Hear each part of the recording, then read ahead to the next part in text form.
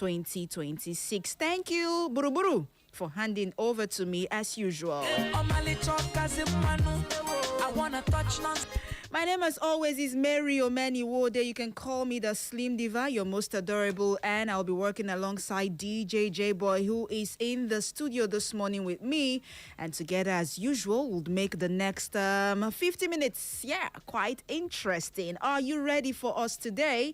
Because we have something very, very interesting that I know you will not want to miss. It will be of great interest to you. So please sit back, relax, while I do us the honors of introducing our guest for today. I will not be alone. I will not be bringing you the update this morning due to one or two reasons, and I want us to try as much as we can to cover up the topic for today, which I know is very, very important, not just to me, but to everyone listening at this time. I'm trying as much as I can to get connected to our guest for today, but for the benefit of people who just tuned in for the first time, you are welcome. The program is Health Revolution, your daily tonic for healthy living. So if you know you're cold like me this morning, just go behind your office, your business environment, look for one sweet, clean Mama Iyaba Sira and get yourself a hot pepper soup. J-Boy, you need one plate this morning. Bill on me, okay? All right, I'm trying as much as I can to get connected to our guest for today, and we'll be talking about something that a lot of people are living with right now. Some of them actually were born with this condition. But, okay, yes, our guest for today is here. Good morning to you. Can you hear me? Yeah, good morning, Mary. Good morning, Dr. Hyacinth ML. How are you doing today? I am fine, and you? Very well, thank you. It's good to have you join us this morning. Dr. Hyacinth ML is a specialist family physician with the Department of Health Services, FUTO, and he's also a past chairman of Nigerian Medical Association, Imo State Branch, and a distinguished medical practitioner. That's what it's called, DMP. Is that a new title? Please enlighten me. Yeah, Mary, good morning. Good morning to you. You're welcome. Thank you for having me. I want to thank our listeners for going to their seats and waiting to understand what we're going to discuss today. Very, very true. Let me start by explaining to you what DMP means. Mm-hmm. That's the Distinguished Medical Practitioner, and that's the highest award you can get as a doctor in Imo State. Are you for real? And it is meant for those who have worked very hard for the medical profession. So I have been accorded that, and that was in October last year. Thank you. Wow, congratulations. So it's safe to add it to your name, Dr. Hyacinth ML, DMP. Yes, DMP should be there. That's my title. Oh, that's good to know. Thank you for enlightening us this morning. So, Dr. ML, we are here to talk about something very, very important. And let me share a brief story of someone I know who actually shared the story with me of someone who, came to his business environment with a very big wound or injury on the feet. And from what this young man told me, he says that they've been everywhere. They've tried everything to make sure that injury clears off, but somehow it keeps coming back. And they are wealthy enough. It doesn't seem more like they are, they don't have the money to go to the hospital, or they don't have the money to seek medical treatment, but they've tried everything. But that injury keeps coming back and is always very fresh. Has this smell, that goes around with the individual who has the injury. So it calls for concern. And today's topic actually will open up a lot of, eyes. People who know that there is such a problem that exists, but they do not know what it is called. They don't even know what it is. So I know you would help us understand it better. So Dr. ML, we want to talk about diabetic neuropathy. That's big grammar to a lot of people, right? But I want you to please help us. You can start from the basics and break it down to the understanding of the layman listening to us this morning. Go ahead, please. Yeah, thank you very much, Mary the Slim Diva. I want to once again appreciate our listeners. Today, we're going to look at some of the complications of diabetes mellitus. So when we say diabetes, we always qualify it with mellitus because there's another one we call diabetes insipidus. Okay. That one is a different ballgame that we can also discuss on another day. So what we're looking at today are some of the very important complications of diabetes mellitus, which one of them is diabetic neuropathy. Okay. And then, just like you said, it's a big grammar, it's a big medical jargon. But what that means is just that diabetes destroys the nerves of the human being, the person that is being, affected by diabetes. So, and we know from, the definition of diabetes is that just most people will understand what diabetes is. But it will be important for us to also look at it once again. When you say somebody has diabetes, that means that the person's sugar level is quite high. Okay. Sugar is the source of energy. Carbohydrate is the source of energy in the body. So, but there's a particular range that the body requires to work optimally. So when that level is exceeded, that person is said to have diabetes mellitus. Now, when that happens, that means that the molecules of sugar, that's the glucose we talk about, now goes into the blood. They remain in the blood stream and then moves around with the blood. Instead of having that normal level of sugar that will help the normal metabolism to take place, the level of sugar now in the blood is higher than normal. And some of us may have studied in biology the osmotic pressure and all that. So some of these phenomenon will now begin to occur and then get the body mechanism into disarray. Now, when that happens, when the level of sugar rises, now we'll now begin to have complications. It would be nice also to, tell our listeners some of the complications before we now go straight to neuropathy, and then maybe foot ulcer, which is going to be the optimal, the complication that will come up after somebody has developed that diabetic neuropathy. So neuropathy is that the nerves are affected. And then the nerves, when we say nerves, it's a simple term, but it's important to understand that the nerves are just like the electrical wires of the house, where you now put your generator. Now the wires will carry the current, to the bulbs, and the bulbs begin to light. Now the nerves, in their own, or the body system, what they do is that they carry information from the body to the brain and the brain to the body. So when you move your hands and you maybe feel maybe the hotness sensation on the environment, you feel the cold, like I said, you are feeling cold this morning. This is because your nerves are functioning optimally. Okay. So the nerves, they do all these works. Now, but in a diabetic patient, the diabetes, the high level of sugar, go as far as damaging the nerves.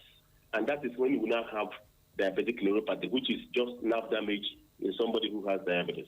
But I said I want to look at other complications. Before we now go into the crux of the matter today, there are other complications which we're supposed to look at. Now, because diabetes affects all parts of the body, that's what some people doesn't know. Now, when it occurs, now you can just pick it up from the head to the toe of the person that is diabetic is affected. And the affectation is more on those who do not control their blood sugar optimally. And that's why it's important that for every individual that is diabetic, what you need to do is to make sure that your blood sugar is within normal range. I know I have seen a lot of my patients who will come and tell me, when you measure their fasting blood sugar, and it is about maybe 200 and something, and they tell you, yes, that's where it has always been. I said, no. When it is there, the organs are being damaged in one way or the other. So let me roll out some of the complications before we now go into neuropathy and foot ulcer. Go ahead, now, please. If you take the body from the head to the toe, let's start from the eyes. You see, because of this high level of sugar in the blood, there are some tiny vessels. If you look at your eyes closely, you see that there are tiny vessels that supply the eye, the retina, the optic nerves, and all that. Now, those vessels will now begin to have issues. And when they do, the person develops what we call diabetic retinopathy. And that's why most diabetics, they now have blurred vision. Some of them will go ahead to have cataract. Is it because of these anomalies that are caused in the flow of blood in the vessels of the eyes? So diabetic retinopathy is one of the complications of somebody who may have developed diabetes. Now, in the heart, which is the next one, I'm going to leave the eyes, can I come to the heart and blood vessels? The blood vessels carry the blood around the body. The arteries carry blood out of the heart, and then the veins, they carry blood back to the heart. Now, these heart and blood vessels are also affected because what happens is that the high level of sugar now tend to block the vessels. The vessels are blocked. That's what we call atherosclerosis. The vessels are blocked. And when these vessels are blocked, definitely that patient that has diabetes will not begin to develop some anomalies in the cardiac area, such as hypertension. The person begins to develop hypertension. Some of them may have heart attack because of that blockage that's caused by high level of sugar in the blood and in the blood vessels. Some of them can develop heart attack. And then stroke too. Because even in the brain, some of those tiny vessels in the brain will now be blocked to a point that there wouldn't be enough of blood flow, which will carry enough of oxygen to tissues of the brain. And then some of that part of the brain gets issues. And then some of them die. And then the areas which they subserve on the body is also affected. Now, aside the eyes and the heart and the blood vessels, now the feet and the nerve, which is what we're going to concentrate today, also have problems. This one we're talking about today, which is diabetic neuropathy. The nerves are damaged. And it's just like when you have electrical wires that goes into your house, and somehow the one that maybe supplies light to your kitchen got burnt. And when it gets burnt, definitely the light in the kitchen is affected. So that's what happens when diabetes affects our nerves. So those nerves that are affected, maybe those ones that supply the extremities. The extremities are the far areas from the heart. Like you have the lower extremity, which is the legs, the feet, and then the upper extremity, which is the hands. You see, they are too far from the heart. So sometimes those areas, their nerves are damaged.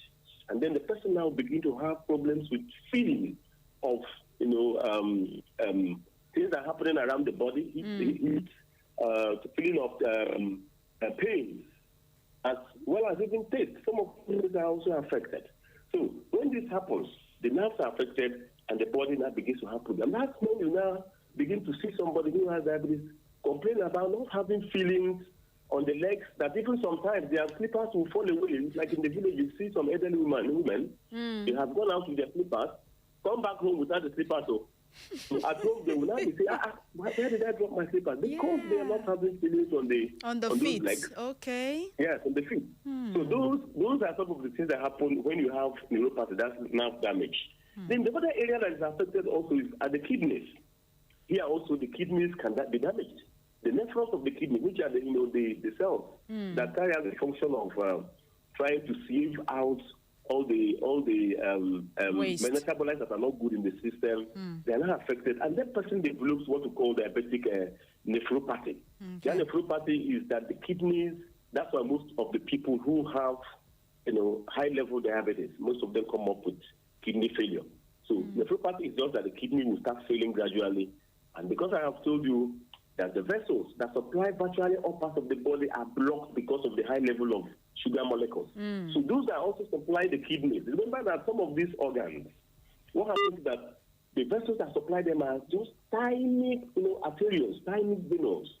And when a little thing occupies those vessels, they block. So when those ones that are supplying the kidneys are blocked, definitely the person that comes down with kidney failure. So another thing that happens to people who have diabetes is they are prone to infections, and they are also known to have slow healing of their wounds. This is because the blood supply to those areas, those extremities, are studded with sugar molecules.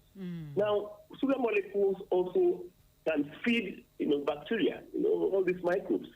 So when that person has a little thing, the infection is very widespread because there's a lot of sugar molecules for the bacteria and the microbes to feed on. And then when this happens, that person's infection is rapid, and most times the healing of wounds are also impeded. So these are some of the areas of concern when we talk about complications of diabetes. But today we are going to concentrate on neuropathy, which is nerve damage, and that is the area we're not going to come. So I need your questions. Okay. Sorry. So we'll focus more on diabetic neuropathy, and I'd like to thank you for breaking down the other complications, right? Now, I'm concerned. I want to find out how long does a person have to live with untreated, because we are focusing on untreated now, or unmanaged diabetes. How long does a person have to live with untreated diabetes before coming down with foot sores or those injuries that appear on the leg? You don't need to talk about the length of time the person has the diabetes. All that matters here is the level of control. Somebody who may have, most people come to the hospital with high level of blood sugar. You do their random blood sugar for the first time and you're getting like 400 and something milligrams per deciliter. In fact, there was a case I saw just on Sunday. Somebody who came in with a little sore on the leg, just in the church, and I told her to go and do a fasting blood sugar. She came down with 333 milligrams per deciliter fasting blood sugar. Wonderful. Now, some people come to the hospitals for the first time, not knowing that they have been diabetic for years. You see, when you are diabetic for years and if not known and you're not controlling it, the person stands a very big chance. It's a very, very big risk of having neuropathy.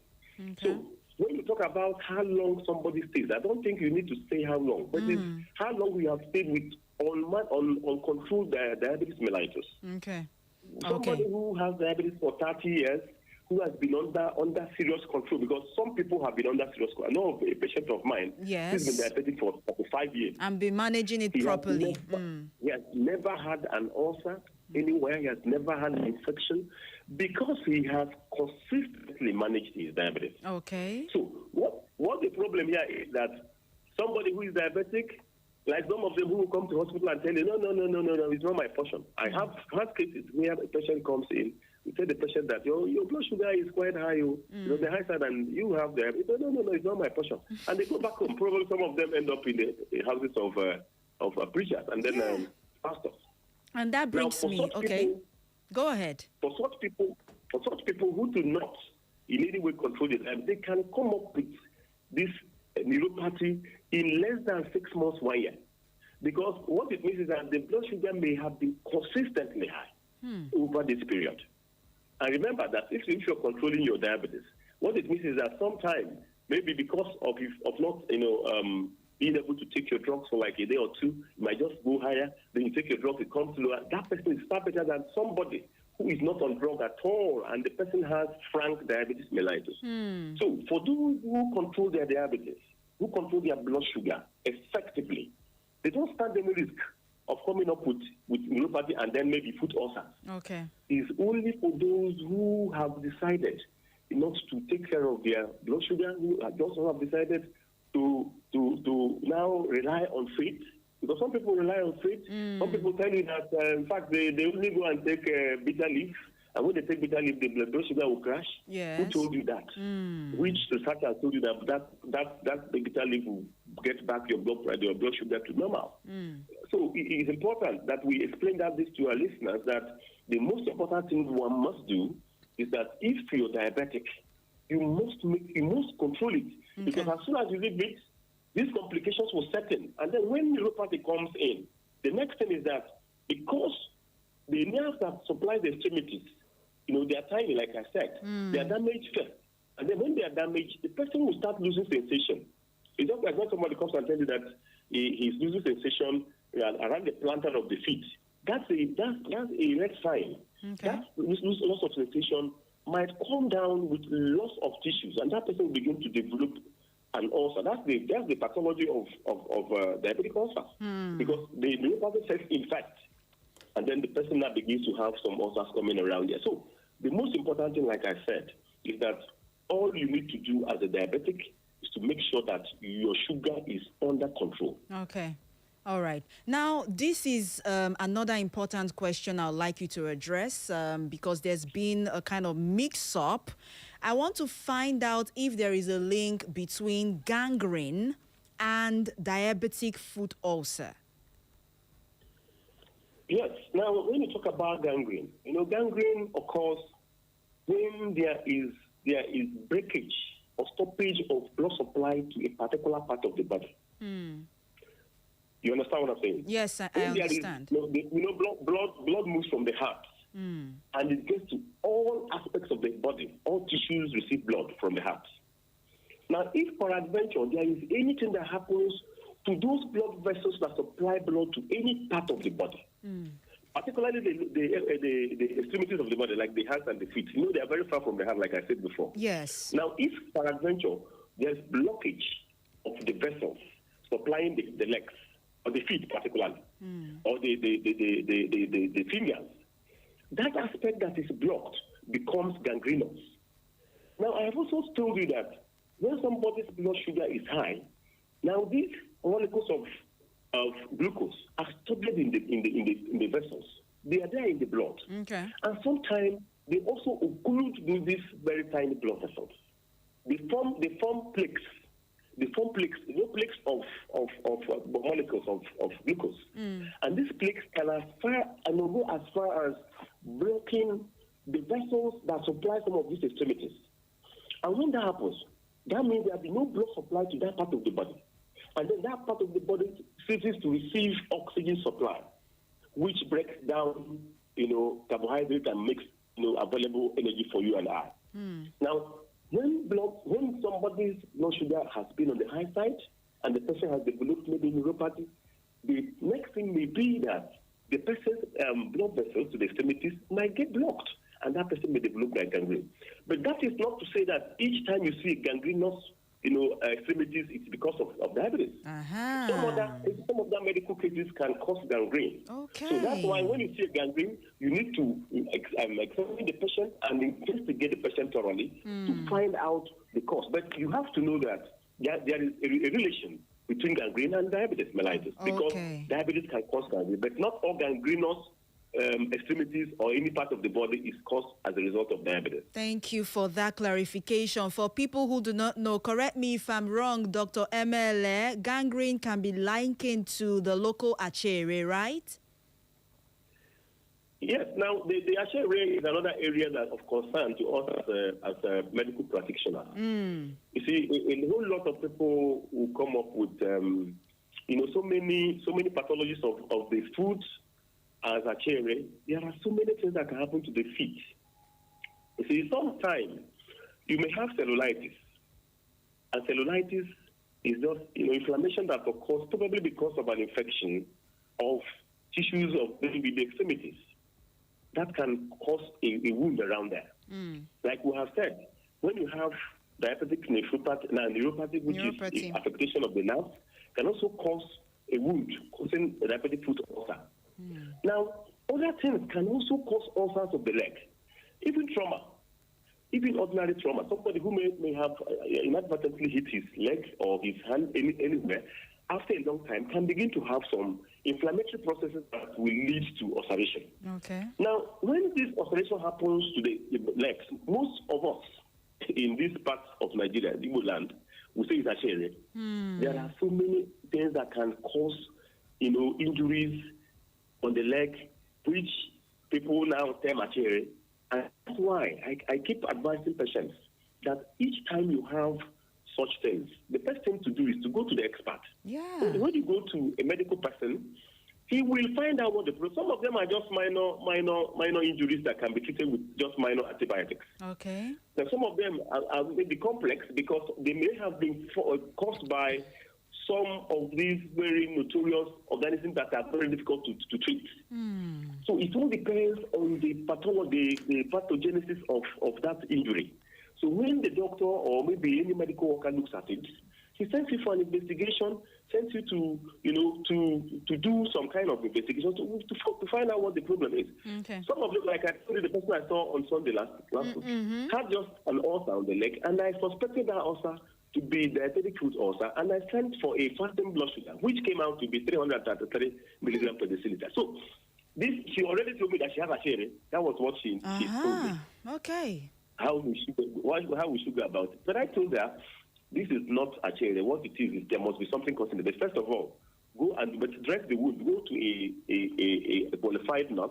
Let them dress this wound, with aseptic procedures, and then aseptic procedures, and then go and do this test and bring the result to me. And when she brought it, I told her, you have diabetes, so we need to start managing you for diabetes. And we have saved her a whole lot of stress. Okay. Because the next thing she would have done is to go to this herbalist who will use all sorts of concussions on top of that place, and that place will begin to even have bigger wounds. Yes. And at the end of the day, that woman may go down with amputation of that leg. Okay, it's good we are talking about this, and also to link it up with the story I talked about earlier. The young man, when I questioned, when I probed further, he told me that his friend told him that what he had was achere.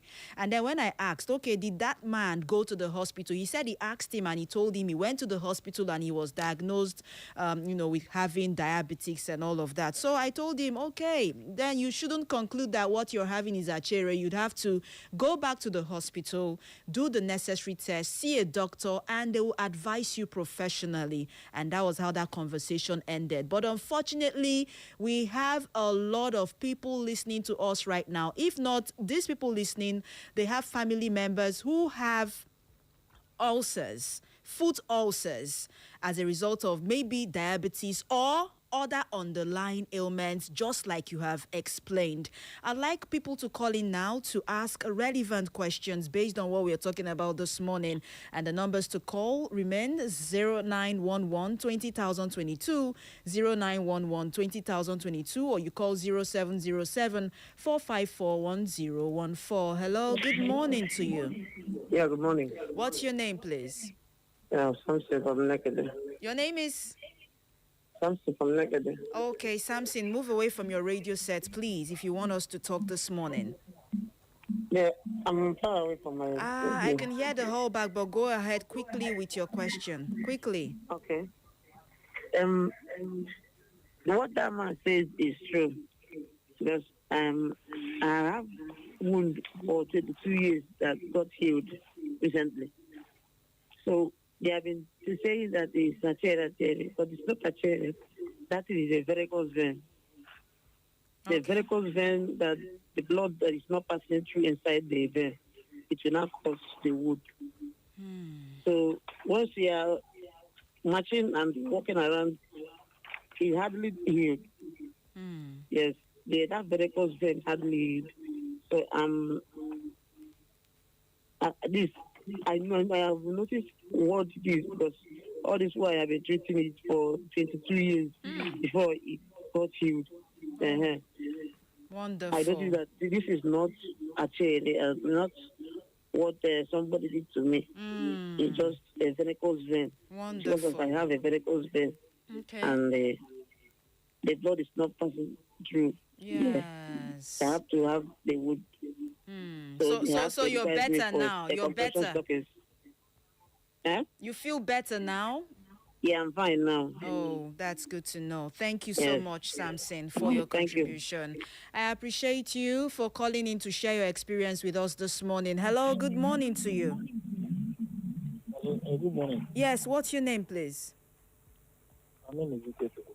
Ikechukwu, speak into your mouthpiece. I can barely hear you, okay? Okay, my name is Ikechukwu. Can you hear me now? Yes, it's better. Where are you calling from? Okay, yeah, good morning, Doc. I'm calling from Nazareth. Go ahead. So I want to ask, what's the normal for this diabetes, the normal reading? For blood sugar? Blood sugar, yes. Okay. Blood sugar, what's the normal range? Normal range. It's okay. You get the so information. I know that the person is a diabetic. Okay, thank you for asking. Keep listening, and Dr. MLA will respond in a few minutes, okay? Yeah, thank you very much. Thank you, Ikechukwu. I appreciate you. Hello, good morning. All right, redirect your calls to 0911 20022, or you call 0707 454 1014. I'm trying as much as I can to get all the questions, and then we'll go back to the conversation with Dr. MLA. Hello, good morning to you. Hello, good morning. Yes, you're welcome. What's your name? Yes, please. What's your name? My name is Daifa Yoku JP, Radio General. I'm calling from Modobogo, Hajima. The Radio General is good to have you. Go ahead, please. Yeah, I want to ask, for about 25 years ago, I've been managing high BP and diabetes. Even when I was in service and since I retired, I'm still managing it. So what happened is that each time I test the sugar, most of the time I get different readings. Sometimes 150, sometimes 140, and if I'm careless sometimes, I eat something I'm supposed not to eat, I get it at 170, 180, and if I manage it again, it will come back. So I'm asking, within this range I'm getting it, is it very dangerous? Is it the type of thing that can damage systems? Is it the type of reading that can damage system in somebody's body? I want to know. You said between 150 to 170, right? That is sometimes, it's not always. It's okay. And that's when I eat something I'm supposed not to eat, and when I manage taking my drugs, it will come back again, maybe 140, 150. It's okay. All right, thank you, the Radio General. Dr. MLA, are you still with us? Yes, I'm with you. Okay, so we're going to try to link up two people who called. The first one asked for the normal reading or the normal range for blood sugar. I got your question. Oh, that's good. Go ahead, please. Yes, thank you very much for our listeners for asking your questions. Now, it's important for us, even as lay people who are not medically inclined, to know the normal range for all these things, whether blood pressure, whether it is cholesterol, whether it is sugar. You need to know the normal so that even when the doctor is talking, you will be reasoning alongside with him. Now, for blood sugar, when you do the fasting blood sugar is preferable when you want to know exactly the state of somebody's blood glucose.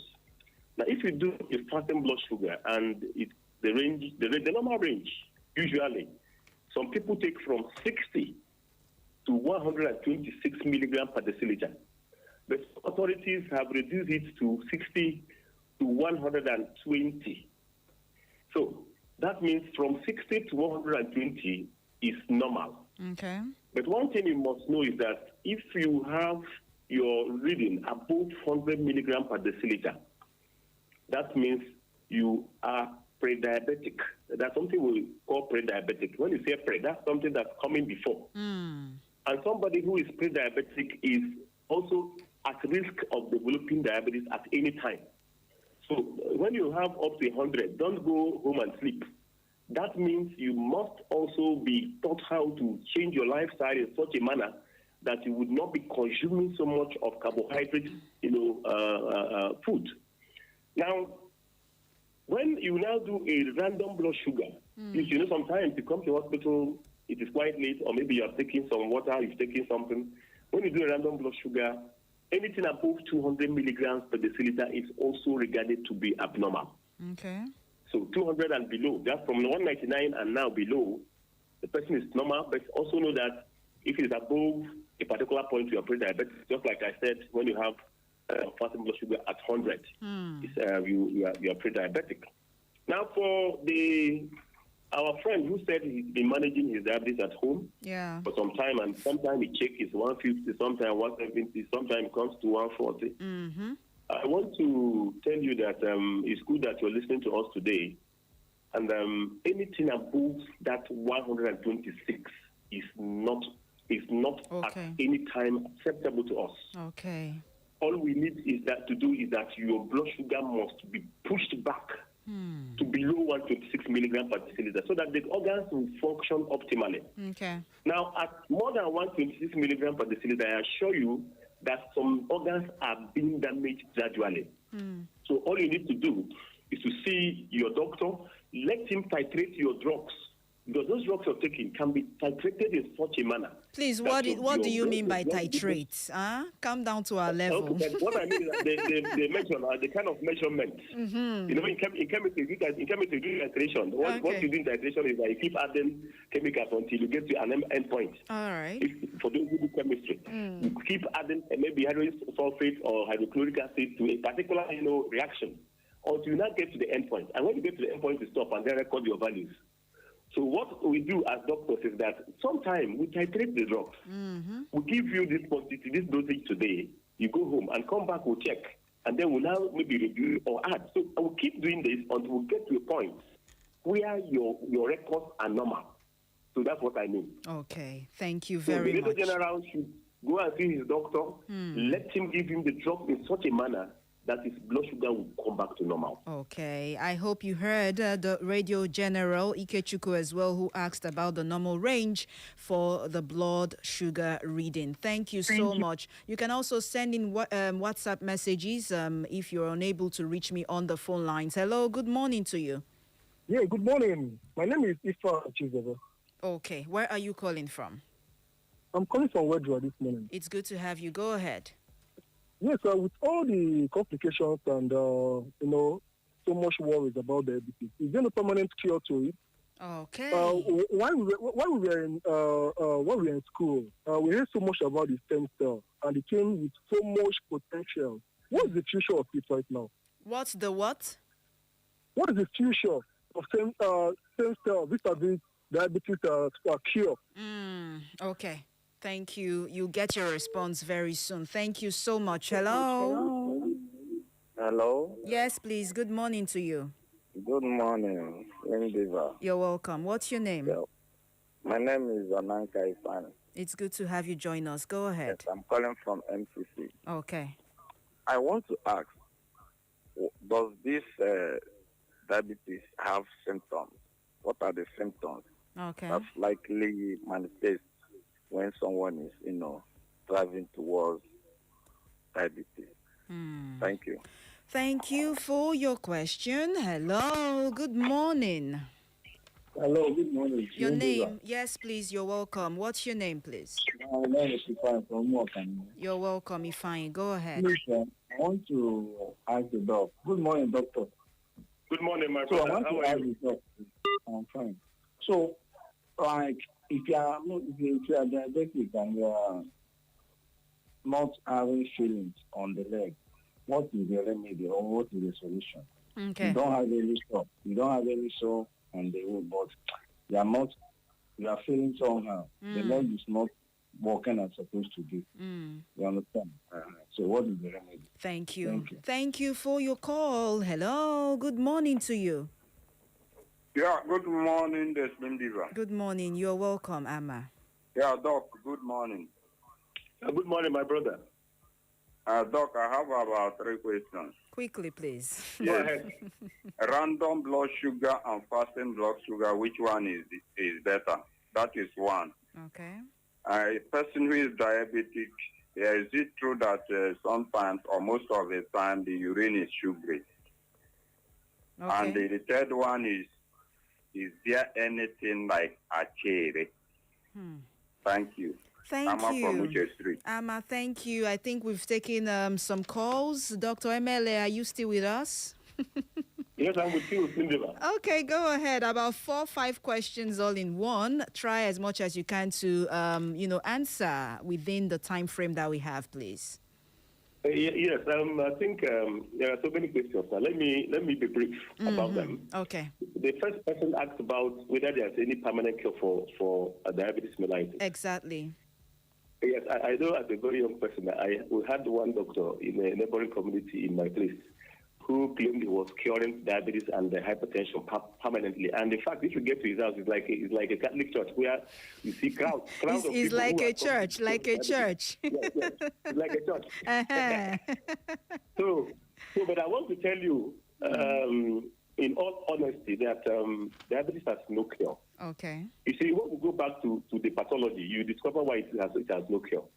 Because when you develop diabetes, there's a problem with your production of insulin. Either that your system, your pancreas is not producing insulin at all, or the insulin is producing is not effective, or it's not even enough to carry on with the normal day-to-day activity of breaking down glucose. So there's no permanent cure for diabetes. Then you talk about stem cell. I am a medical doctor. I am an orthodox doctor.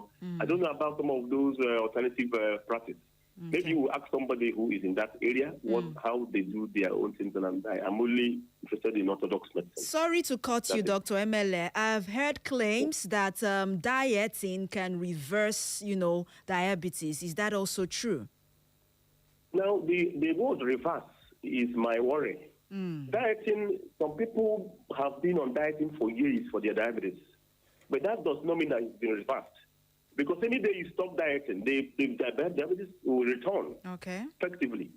So why will it not be reversed? The only thing is that the dieting has a way of controlling diabetes very effectively. It can control it for years, depending on your level of, because it depends on the level of, some people still have some insulin already working in their system. So it's just a minor alteration in your diet. The whole thing will just get controlled. But some people also have any insulin and not even a drop.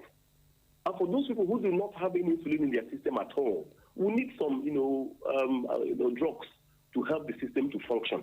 So it all depends on the level of the diabetes in that particular person. Okay. Now, somebody asked about the symptoms of diabetes mellitus. Yes. The symptoms are very simple.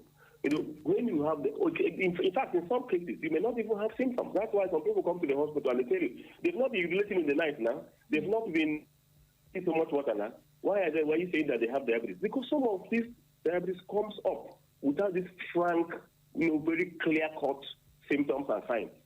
But in some cases, you may not have some people who begin to urinate so often, so frequently.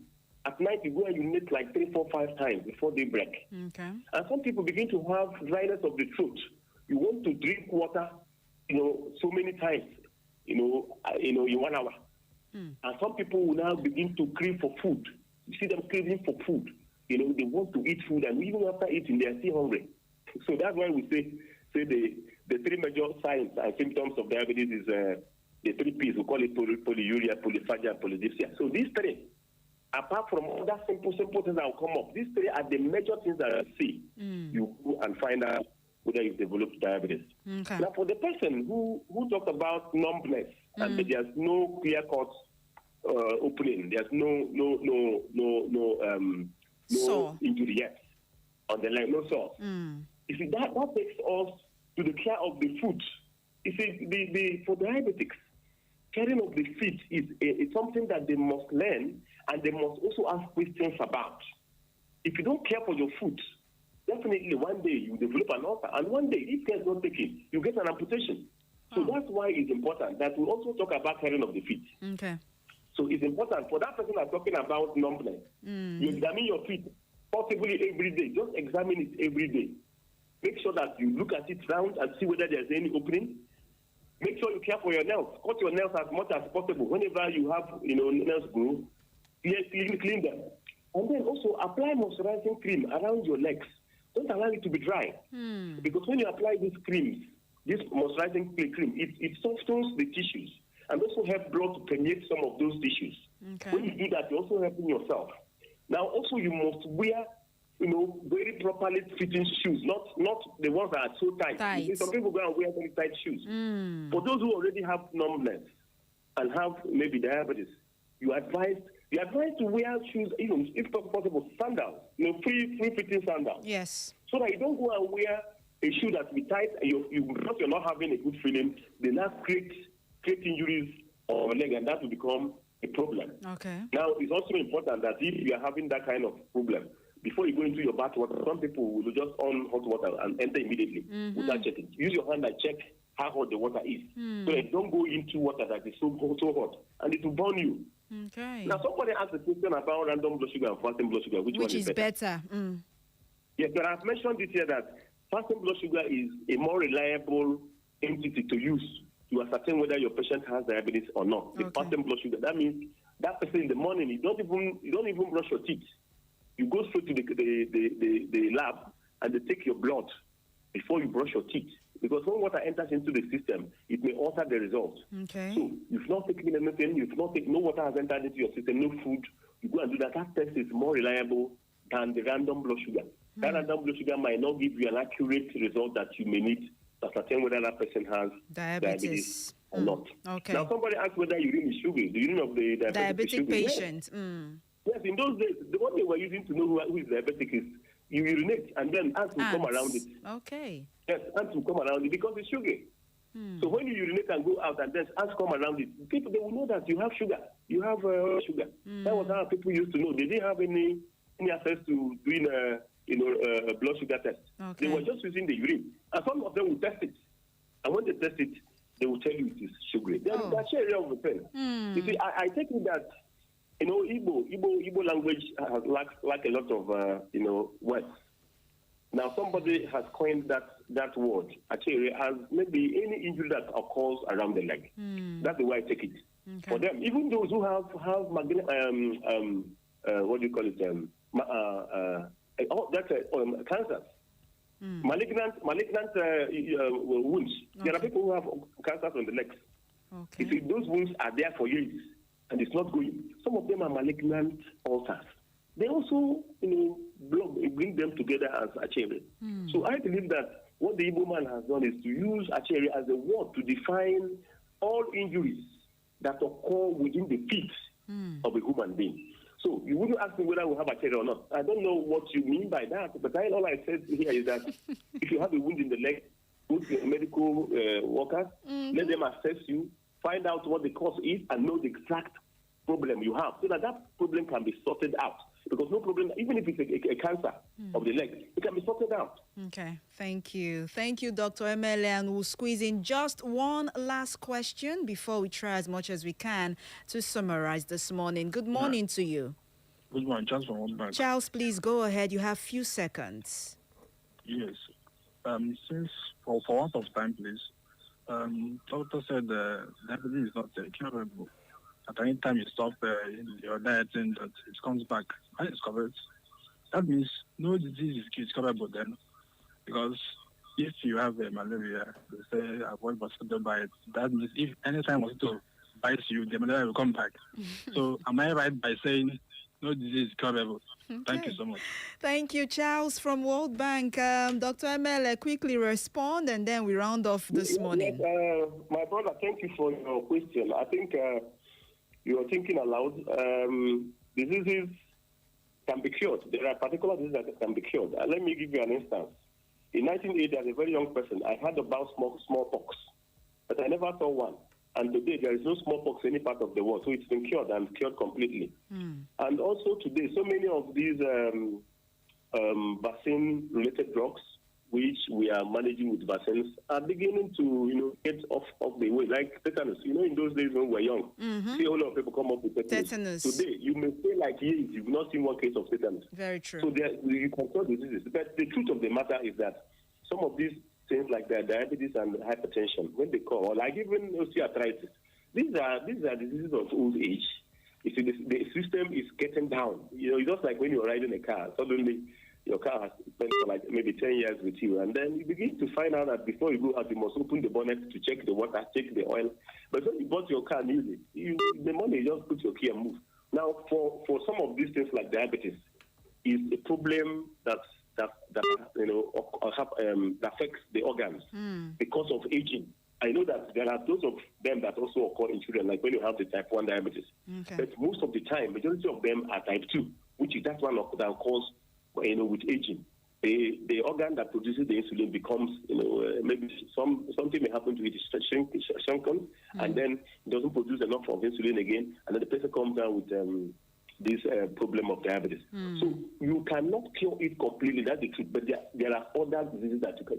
When you cure malaria, like those in the developed world, they don't have malaria now because there are no mosquitoes there. But the problem is that mosquito is living with us continuously. So by the time you finish treating yourself, the mosquitoes are already biting you and then generating more malaria into your system. So that's the problem with that. Okay. But if you stay in the outside world, maybe in the developed world, you don't have mosquito in most countries. And then you may not have malaria for the whole year. Okay. You may only be able to suffer from other ailments and not malaria. Thank you very much, Dr. Emele. And final question, and then you summarize for today. I have heard people say this a lot, so I want to find out if diabetic patients listening to me this morning who have already got the ulcers, the foot ulcers, or the foot injury, I want to find out if there is still hope for them. That is one.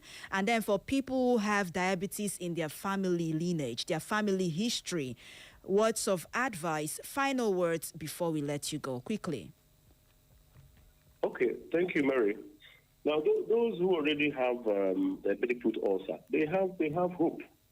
They have hope in the sense that the medical practice has become so complicated that there's nothing that cannot be handled in the hospitals. Now and again, hospitals are now over the place. You see, we even have effective, primary health care centers in most communities.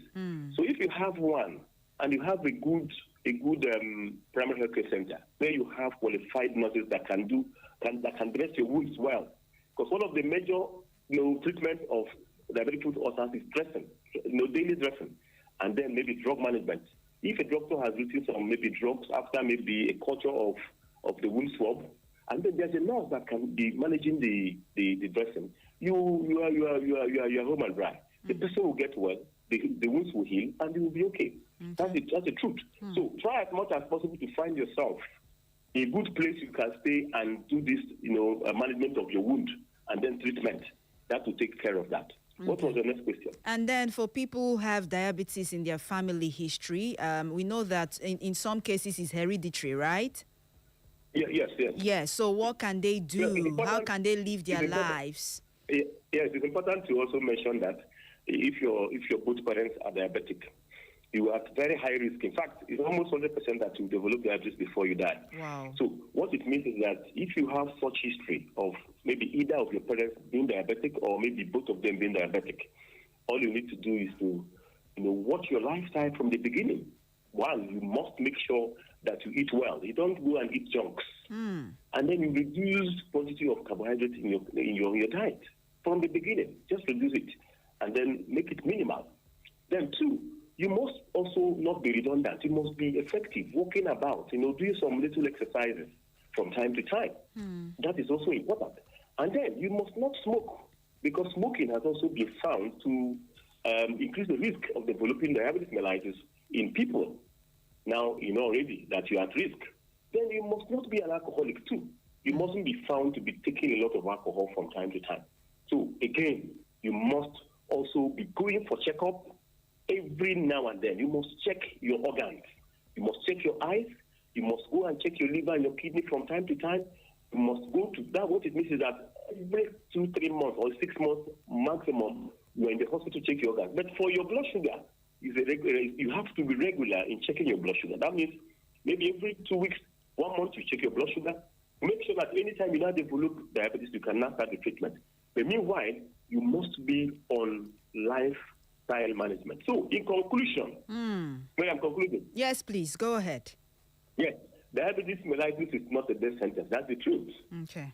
So, you must manage your sugar today so that your eyes, your heart, your feet, and your kidneys will continue to work effectively till your old age. You see, some people are shaking at old age because they didn't manage their blood sugar at a very young age. So if you suspect you have diabetes mellitus, visit the next hospital around you, the next clinic today, and let them just do a simple blood test and tell you whether you have it or not. And if you have it, go and treat it. Thank you. I will advise that we continue to stay healthy. Thank you. Thank you so much. I know how passionate you speak or you lecture on issues that have to do with the health, but I would like to thank you again, Dr. Hyacinth Emele, DMP, for taking out time out of your busy schedule to enlighten us this morning and refresh our memories on diabetes and diabetic neuropathy, nerve damage, and so on and so forth. It's always a delight to have you join us. Thank you so much, Dr. Hyacinth Emele. Thank you very much. Thank you very much, Mary. Thank you for having me today. Yes. It's my honor. Oh, and I forgot to say congratulations. 25 years in marriage. Wow. Yeah. Wonderful. I also want to thank you for making it public on that day. On the 9th of October was my 25th anniversary. Congratulations. And, we thank God. I thank God honestly because it's not been easy. It's been wonderful to my family. And my family is really grateful to him. It's and okay. We'll keep being close to him, God. I wish we had all the time, but thank you so much again for joining us this morning, okay? You're always welcome, my dear. Thank you and goodbye. Yeah, you too. Bye. Have a blessed day. Okay, to everyone who listened, I say thank you. You heard everything that Dr. Emele said. I wouldn't want to say much because we are out of time already. Up next is the news at noon. My name is Mary, the Slim Diva, your most adorable. Thank you, DJ J-Boy. Stay tuned. It's the sound of the city. 100.7. this week to help those in need. If you know that it's God Almighty that created you and created we Nigerians like you need to do good things for us because the masses are suffering. How you can suspend me here? Are we as slaves? And I'm going to win this election. That is the truth. Stay informed with Echo FM 100.7. Join us for exclusive interviews with experts, breaking updates on local and global events, and in-depth coverage of issues impacting our community. Tune in every weekday at 6:30 a.m., 12 noon, 2 p.m., and 6 p.m. for our major news bulletin in English, Igbo, and Pidgin language. For more inquiries, you can reach us through our email, echofm@thekingmail.com. You can follow us on our social media handles at EchoFM. Echo FM 100.7 Owerri. We are the Fresh News People.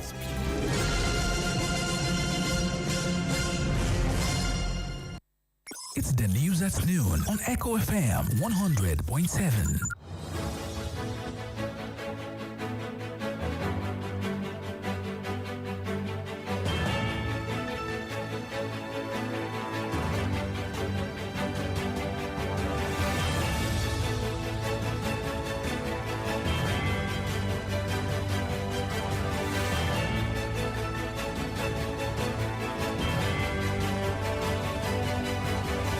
Thank you so much for your company. 2 minutes gone past noon already. Good afternoon to you and welcome to the Global News at Noon right here on Echo FM 100.7 Owerri. Today, the 7th day of July 2026. My name is Mary Omeni Wode, bringing you the latest news and breaking stories around the world. Here are the headlines. FCT development improved after TSA's exit. This is according to Tinubu. Agric Ministry demands more veterinary clinics in Abia State. Marketers push 800 naira per litre for petrol, seek import licenses. On the foreign scene, South Korea enforces new law on false online information.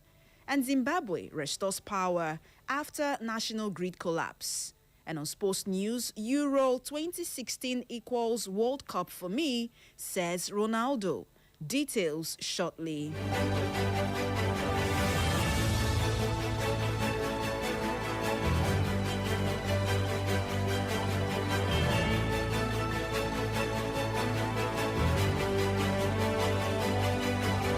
As usual, we kick off with national stories that says President Bola Tinubu has defended his administration's decision to remove the Federal Capital Territory Administration from the Treasury single account, saying the policy has provided the financial flexibility needed to accelerate infrastructure development across Abuja. The president also dismissed claims that the executive was interfering in the affairs of the judiciary through the provision of infrastructure, insisting that supporting the justice sector is a constitutional responsibility of the government. Tinubu noted that a visible transformation in the FCT had justified the policy, crediting the Minister of the Federal Capital Territory, Nyesom Wike, for delivering on the administration's development agenda. He also commended Wike for resolving the long-standing land documentation challenge facing the Nigerian Law School by facilitating the issuance of its certificate of occupancy after years without a formal title. In another development, the Federal Ministry of Livestock Development has urged the Abia State government to establish additional veterinary clinics to complement the existing federal clinic, ensuring humans are not served diseased meat.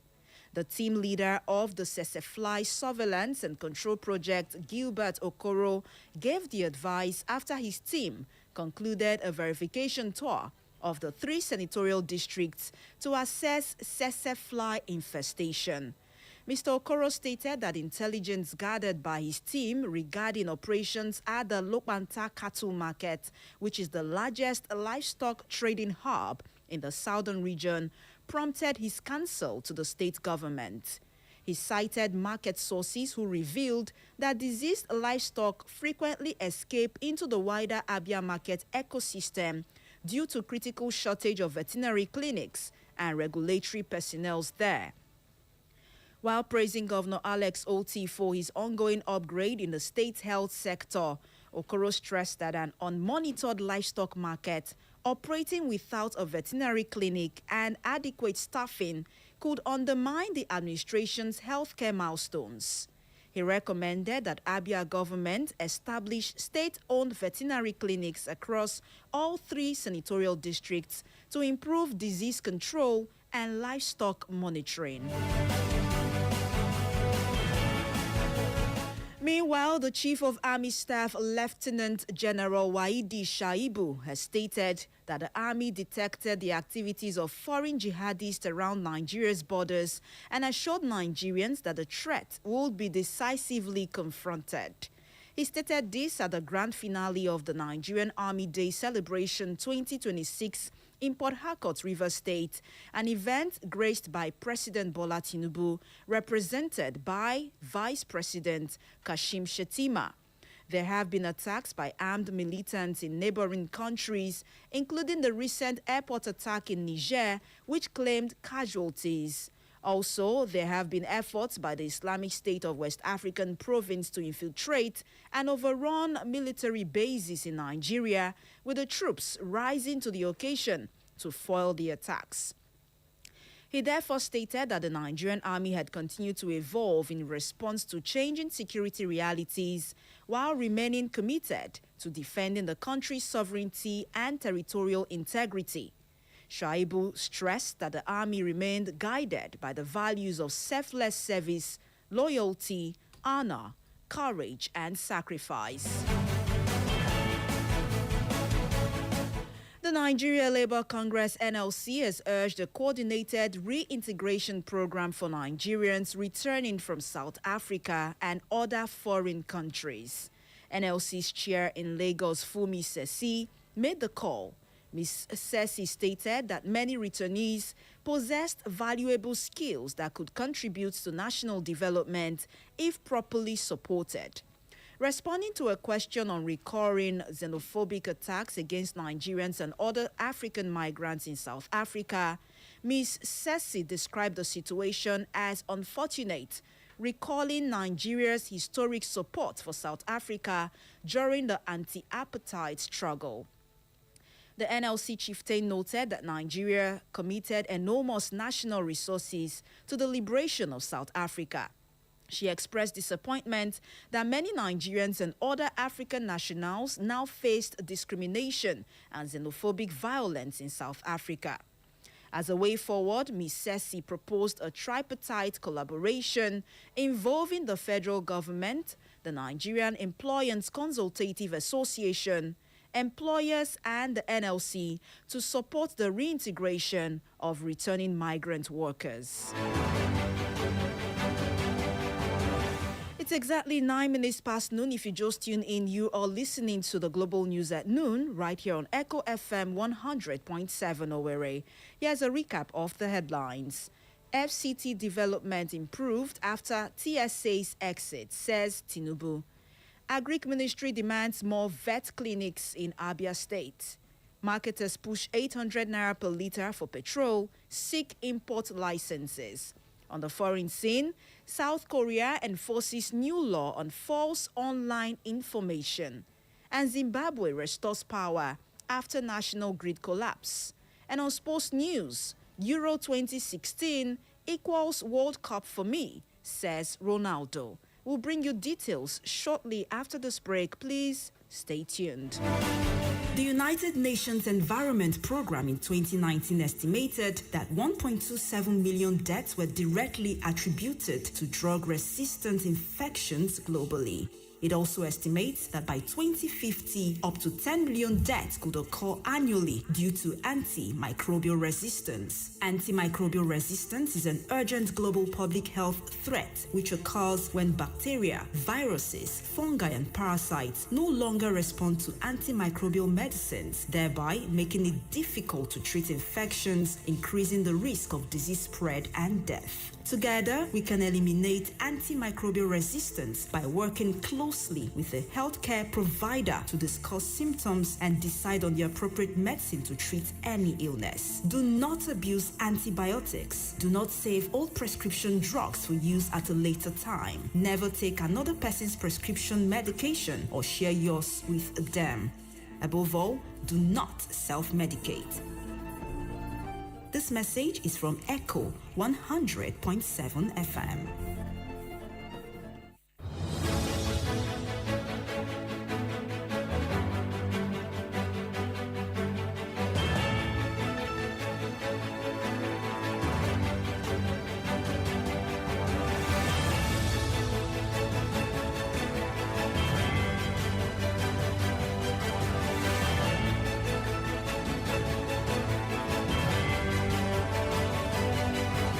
Thank you so much for staying tuned. If you just tuned in, you are listening to the Global News at Noon right here on Echo FM 100.7 Owerri. We'll now move over to the rest of the news. In business news, independent petroleum marketers have pushed for the restoration of importation rights and projected that the pump price of premium motor spirit, popularly called petrol, could fall below 800 naira per litre as the federal government intensifies efforts to force down the cost of petrol. The development comes as the federal government met with major operators in the downstream petroleum sector, including representatives of Dangote Petroleum Refinery, over what it described as the disconnect between falling global crude oil prices and the relatively high pump prices of petrol in the domestic market. The national president of the Independent Petroleum Marketers Association of Nigeria, Abubakar Maigandi, urged the government to permit independent marketers to import petroleum products directly, saying greater competition would ultimately reduce prices. He also called for support for local refineries, particularly the Dangote Petroleum Refinery, while stressing the need to allow marketers to import products whenever necessary. Over now to the foreign scene, where South Korea has begun enforcing a revised law targeting false information posted online, toughening penalties for repeat offenders despite concerns over the impact on free speech. The law, which requires major platforms to set up new response systems, comes as concerns grow in the country over digital misinformation, including high-profile cases involving celebrities. But opposition politicians, civic groups, and media experts warn that it could stop free speech and open the door to government-influenced censorship. The Asian tech powerhouse previously relied on general defamation laws and civil damage claims to address false information without a clear legal framework targeting so-called fake news. With the revision to the Information and Communications Network Act, it joins many countries trying to tackle the flood of falsehoods online that can have serious real-life consequences. However, now, users who intentionally spread illegal, false, or manipulated information could be ordered to pay up to 5 times the actual cost of damages. And still on the foreign scene, Zimbabwe has restored electricity to most of the country after a nationwide blackout, with crews still working to reconnect parts of the capital, Harare, the state-owned power utility has confirmed. A fault on the network had caused the national grid to collapse. Power was restored using supplies from 4 stations, including South Africa's Eskom station.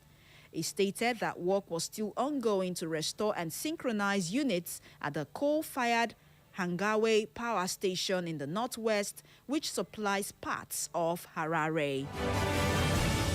And finally, on sports news this afternoon, Portugal captain Cristiano Ronaldo has stated that his Euro 2016 triumph with Portugal carries the same weight for him as a World Cup title, as he reflected on the end of his World Cup career following the round of 16 elimination to Spain. Spain beat Portugal 1-0 in Arlington, Texas, courtesy of a stoppage time goal from substitute Mikel Merino, ending Ronaldo's sixth and, by his own admission, final World Cup campaign. Speaking to reporters after the match, Ronaldo noted that the continental title he won with Portugal a decade ago meant as much to him as football's biggest prize, which eluded him across his international career. Ronaldo, who had stated before the match that this would be his last World Cup appearance, confirmed his international tournament career was over, although he did not explicitly rule out further involvement with the national team. Ronaldo, 41, finishes his World Cup career with 27 appearances and 11 goals across 6 editions, without the trophy that remained the one major honor missing from his collection. He scored a brace against Uzbekistan and converted a penalty against Croatia at this year's tournament to finish with 3 goals. His deepest run at a World Cup came at his debut in 2006 when Portugal reached the semi-finals. And that's all for the global news at noon this afternoon, as was brought to you directly from our news desk. For more information and inquiries, please visit our social media platforms on Facebook at Echo FM and Echo FM 100.7 Owerri, on X at Echo FM _Owerri, Instagram at Echo FM 100.7, and YouTube at Echo FM 100.7. You can listen to us anywhere in the world by visiting www.echofm.net. That is www.echofm.net. My name is Mary Omeni Wode. Thank you for listening. Good afternoon to you.